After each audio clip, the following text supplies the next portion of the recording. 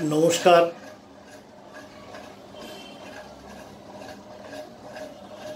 नमस्कार खबरिया 24 আপনাদের স্বাগত জানাই। আমি গৌতম সরকার বলছি।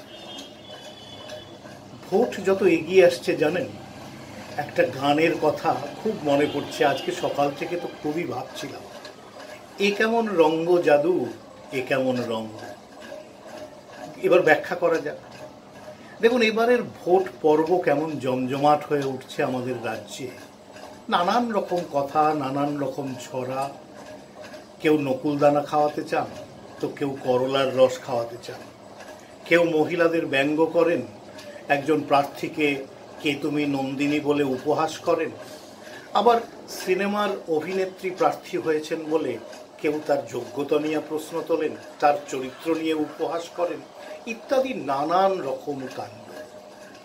অথচ নির্বাচন, গণতন্ত্র নিঃসন্দেহে একটা কঠিন জায়গা, নিঃসন্দেহে অত্যন্ত একটি সিরিয়াস বিষয়। সেখানে আগামী 5 বছরের জন্য ভারতবর্ষের সংসদে কাকে নির্বাচিত করা হবে, কোন দলকে নির্বাচিত করা হবে, সেটা একটা বড় প্রশ্ন থেকে যায়। কিন্তু সেই বড় প্রশ্ন ছাপিয়ে এই ধরনের মজাগুলো সামনে আসছে। চৌকিদার চোর হ্যায়, হঠাৎ চলে এলো मैं भी চৌকিদার। কীরকম? তো প্রথমে আমরা জানি যে মোদি প্রচার করতে শুরু করেছিলেন যে আমি দেশের চৌকিদার, আমি থাকলে দেশবাসী সুরক্ষিত। এমনকি বালাঘোটে সার্জিক্যাল স্ট্রাইকের পরেও তিনি বলেছিলেন যে আমার হাতে দেশ নিরাপদ। তো তারপরে কিন্তু এদিকে রাহুল গান্ধী চৌকিদার চোর হ্যায় বলে স্লোগান দিচ্ছেন। হঠাৎ পুরো ঘটনাটা বদলে গিয়ে হলো मैं भी চৌকিদার। মানেটা কি? শুধু মোদি একা নন, তিনি বললেন দেশের সবাই চৌকিদার, দেশ রক্ষার দায়িত্ব সবার। খুব ভালো কথা, এর চেয়ে ভালো কথা আর কিছু হতে পারে না। ঠিক আছে, কিন্তু তারপরে দেখা গেল এই চৌকিদার হঠাৎ করে পরের দিন প্রধানমন্ত্রী মোদি নিজের নামের আগে চৌকিদার শব্দ জুড়ে দিলেন তার সোশ্যাল মিডিয়ায়, টুইটে। একটা কথা আছে না, বাবু যত বলে পারিষদ দলে বলে তার শতগুণ, রবীন্দ্রনাথের 2 বিঘা জমি কবিতা। তো সেই কবিতার লাইন এটা। তো কি হলো, সঙ্গে সঙ্গে কিছুক্ষণের মধ্যে হিড়িক পড়ে গেল, সকলেই নামের আগে চৌকিদার দিচ্ছে। কারা তারা? বিজেপির হেভিওয়েট নেতা স্বয়ং অমিত শাহ এবং গুরুত্বপূর্ণ সব মন্ত্রীরা। যে মন্ত্রীরা দেশে নেই তখন, তাদেরও লিখতে প্রায় বাধ্য করা হলো যে নামের আগে চৌকিদার দিতে হবে। আমরা জানি যে আমাদের যে বিভিন্ন পেশা আছে তার মধ্যে ডাক্তার ছাড়া কেউ নামের আগে ডাক্তার লেখেন না। মানে কেউ পেশার আগে তার পেশাটা লেখেন না, নামের আগে তার পেশাটা লেখেন। কিন্তু এক্ষেত্রে কি? এক্ষেত্রে পেশাটাই, চৌকিদার যেন পেশা, চৌকিদার যেন তার পরিচয়, সেটাই সামনে আসতে আরম্ভ করলো। তো এই যে এটা নিয়ে দেশ জুড়ে একটা মজা তৈরি হয়ে গেল। কিন্তু লক্ষ্য করুন, মোদি ডাক দিয়েছিলেন যারাই দুর্নীতির বিরুদ্ধে লড়াই করবেন তারা সবাই চৌকিদার। কিন্তু এখনো পর্যন্ত সাধারণ মানুষের কেউ কিন্তু এগিয়ে এসে নিজেকে চৌকিদার বলেননি, কি কোথাও তার নামের আগে চৌকিদার শব্দটা লেখেননি। চৌকিদার শব্দটা একটা মজাকে পরিণত হয়েছে, একটা অত্যন্ত গুরুত্বপূর্ণ রাজনীতির বিষয়, সেটা নিয়ে মজা হচ্ছে। কালকে প্রিয়াঙ্কা গান্ধী বলেছেন যে চৌকিদার তো ধনীরা পোষে, আগের দিনে চৌকিদাররা ধনীরা পোষে, তো গরিব মানুষের তো চৌকিদার দরকার নেই। তো চৌকিদার শব্দ নিয়ে খুব মজা চলছে আমাদের রাজ্যে। এই ধরনের মজা করতে বা ঠাট্টা তামাশা করে তার ভোটের প্রচার করতে, ভোটের কৌশল স্থির করতে একেবারে সিদ্ধহস্ত অনুব্রত মণ্ডল, তৃণমূলের নেতা। তিনি হঠাৎ এইবার, তিনি কখনো এর আগে বলেছেন যে পাচন বাড়ি মারতে হবে, গুড় জল দিতে হবে, ইত্যাদি কত কথা। এইবার ওনার নতুন দাওয়াই হচ্ছে নকুল দানা খাওয়া। আজকে উনি কেন্দ্রীয় বাহিনীকেও নকুল দানা খাওয়াতে বলছেন। কি তার তাৎপর্য, কি তার এবং তৃণমূল কর্মীরাও মহা সমারোহে নেমে পড়েছে। আপনারা টেলিভিশনের পর্দায় দেখতে পাচ্ছেন যে রাস্তায় দাঁড়িয়ে নকুল দানা জল খাওয়ানো হচ্ছে। গতকাল দেখলাম উত্তরবঙ্গ উন্নয়ন মন্ত্রী, কোচবিহারের তৃণমূল জেলা সভাপতি, তিনি বিজেপিকে করলার রস খাওয়াতে চাইছেন। তো চলছে। ওইদিকে দিলীপ ঘোষ, আপনারা সবাই দেখেছেন বিজেপির জেলা সভাপতি কিভাবে দুজন তৃণমূলের তারকা প্রার্থী মিমি চক্রবর্তী এবং নুসরত জাহান তাদের প্রসঙ্গে কটাক্ষ করেছেন। হ্যাঁ, তিনি তার প্রশ্ন তা বলতে পারেন, কিন্তু তিনি বলছেন তাদের চরিত্র নিয়ে প্রশ্ন তুলছেন, কে কেমন চরিত্র। দেখা যাচ্ছে সেখানে বলা হচ্ছে যে তারা কি বাংলার মুখ হতে পারেন, কেন পারেন না? তিনি সিনেমার তারকা বলে বাংলার মুখ হতে পারেন না। তাহলে হেমা মালিনীকে কি করে আপনারা প্রার্থী করেছেন? কি করে জয়াপ্রদা রাজনীতিতে ছিলেন? কি করে রাখি সংসদে এসে গুরুত্বপূর্ণ ভূমিকা পালন করতে পারেন? কি করে অন্যান্য তারকারা, ক্রিকেট তারকারা, সচিন তারকাকে নিয়ে আমরা, সচিন তেন্ডুলকরকে নিয়ে আমরা কেন নাচানাচি করি? তাহলে মহিলা বলে, সিনেমা তারকা বলে, অল্প বয়সী বলে তাদের এভাবে কটাক্ষ করা হবে? কেউ কম যান না। তৃণমূলের অত্যন্ত গুরুত্বপূর্ণ নেতা, কলকাতার মেয়র, পুরমন্ত্রী ববি হাকিম, তিনি হঠাৎ দক্ষিণ কলকাতার সিপিএম প্রার্থীকে নিয়ে কটাক্ষ করলেন, কে তুমি নন্দিনী প্রার্থী? বললেন বিজেপি কোন বিদেশি মালকে আনবে কে জানে।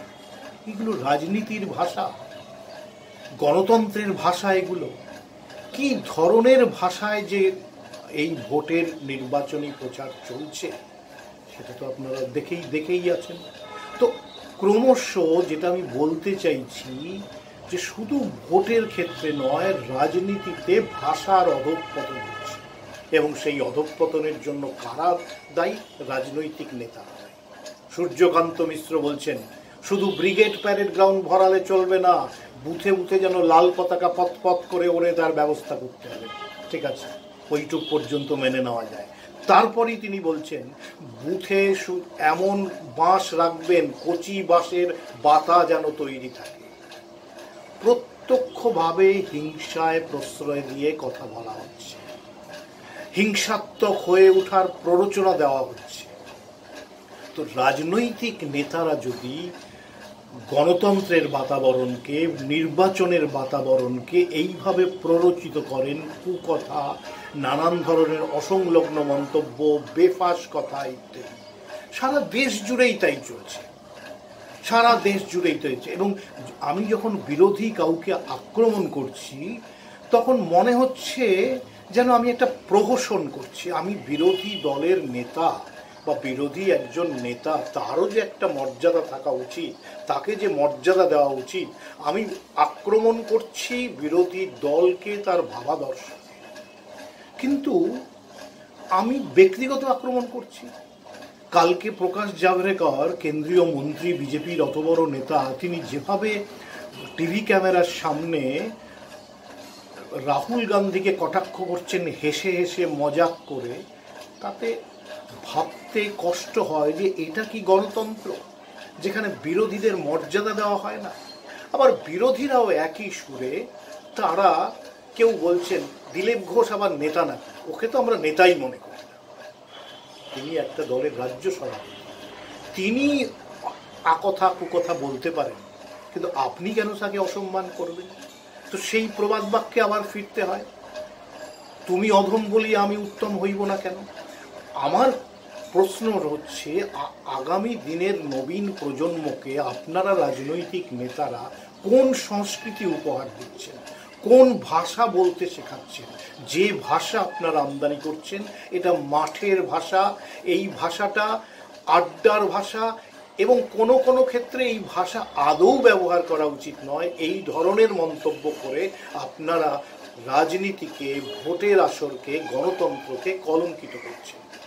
এবং এইটা যদি চলতে থাকে তাহলে আগামী দিনে কিন্তু এমন একটা সংস্কৃতির মুখে নবীন প্রজন্মকে দাঁড় করানো হবে যেখানে পারস্পরিক বিশ্বাস, পারস্পরিক মর্যাদা বলে কিছু থাকবে না। কয়েকটি ঘটনার কথা উল্লেখ করি, আপনারা সবাই জানেন। পরবর্তীকালে প্রধানমন্ত্রী হয়েছিলেন অটল বিহারী বাজপেয়ী, অনেকের ক্ষেত্রেই খুব শ্রদ্ধেয় মানুষ। এই অটল বিহারী বাজপেয়ী অত্যন্ত কম বয়সে সাংসদ হয়েছিলেন। ভারতবর্ষের লোকসভায় তিনি বিজেপির তখন জনসংঘের প্রতিনিধিত্ব করেছেন।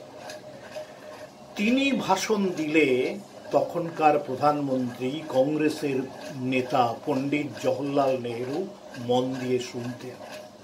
বাইরের দেশে গিয়ে অটল বিহারী বাজপেয়ীকে পরিচয় করিয়ে দিচ্ছেন এই ছেলেটি পরবর্তীকালে ভারতবর্ষের প্রধানমন্ত্রী হতে পারে। আরএসপির নেতা ত্রিদীপ চৌধুরী যদি ভাষণ দিতে উঠতেন তাহলে ইন্দিরা গান্ধী পর্যন্ত চুপ করে সেই ভাষণ শুনতেন, গোটা পার্লামেন্টে পিন ড্রপ সাইলেন্স থাকত। এতটা মর্যাদা দেওয়া হতো এই ধরনের নেতাকে, বিরোধী দলের প্রতি, বিরোধী দলের নেতাদের প্রতি রেসপেক্টটা এই জায়গায় ছিল। আমরা জানি সিদ্ধার্থ শঙ্কর রায় এবং জ্যোতি বসুর বন্ধুত্বের কথা, তাদের অনেক নিয়ে এইসব নিয়ে অনেক সমালোচনা হয়েছে বিভিন্ন জায়গায়, কিন্তু তাদের বন্ধুত্ব শেষ দিন পর্যন্ত অটুট থেকেছে। সংস্কৃতিটা তো এটাই তো হওয়া উচিত। গণতন্ত্র বিভিন্ন মতের প্রতিফলন, নির্বাচন সেই বিভিন্ন মতের লড়াই। সেখানে আমি আমার মতকে বলবো, আমি আমার মতকে প্রতিষ্ঠিত করব, আমি আমার বিরোধী দলের মতকে খণ্ডন করব, যুক্তি দিয়ে, কথার ফুলঝুরি দিয়ে, নানানভাবে বিতর্ক তৈরি করে আমি সেটাকে খণ্ডন করব। কিন্তু কোনোভাবেই আমি বিরোধী একজন নেতাকে, আমার বিরোধী পক্ষের, তিনি শাসক গোষ্ঠীর হন, তিনি বিরোধী গোষ্ঠীর হন, তাদেরকে তাদের ব্যক্তিগত অপমান করে, তাদের চরিত্র নিয়ে টানাটানি করে, তাদের এবং হচ্ছে যে গোটা বিষয়টাকে একটা হাসি মস্করার জায়গায় নামিয়ে এনে সেটা যদি করা হয়, সেটা আদৌ গণতান্ত্রিক পরিবেশের সহায়ক নয়, সেটা সুস্থ রাজনীতির সহায়ক নয়। এইটাই বলতে চাই। এবং এই ক্ষেত্রে কিন্তু নির্বাচন কমিশন কি করবে তাদের ব্যাপার, কিন্তু সাধারণ মানুষেরই, আপনাদেরই আসলে চৌকিদারের ভূমিকা পালন করা উচিত। আপনাদেরই এগিয়ে এসে বলা উচিত যে এই আকথা কুকথা শেষ হোক। আপনি আপনার মত বলুন, আপনার যুক্তি দিয়ে আপনার মতকে প্রতিষ্ঠা করুন, আপনি যুক্তি দিয়ে বিরোধী পক্ষের মতকে খণ্ডন করুন, আমরা বসে সবাই শুনব। কিন্তু এইটা কোন সংস্কৃতি? বিদেশে আমরা দেখি দুজন বিরোধী প্রার্থী তারা একই মঞ্চে দাঁড়িয়ে তাদের মত বলছেন, তাদের কথা বলছেন। এই ধরনের জঘন্য নোংরামি কখনো অন্য কোথাও দেখা যায় না। ভারতবর্ষ একটা বৃহত্তম গণতন্ত্রের দেশ বলে আমরা গর্ববোধ করি, কিন্তু এই গর্ব ধুলোয় লুণ্ঠিত হয়ে যাচ্ছে এখনকার নেতা নেত্রীদের আচরণে। এ ব্যাপারে কাউকেই ফারাক করা যাচ্ছে না, সকলকেই প্রায় এক ব্র্যাকেটে বসানো হচ্ছে। এখানেই সাধারণ মানুষ, আপনাদের ভূমিকা অত্যন্ত গুরুত্বপূর্ণ। নমস্কার, আবার দেখা হবে। সান্ধ্যকালীন শুভেচ্ছা খবরিয়া 24-এর পক্ষ।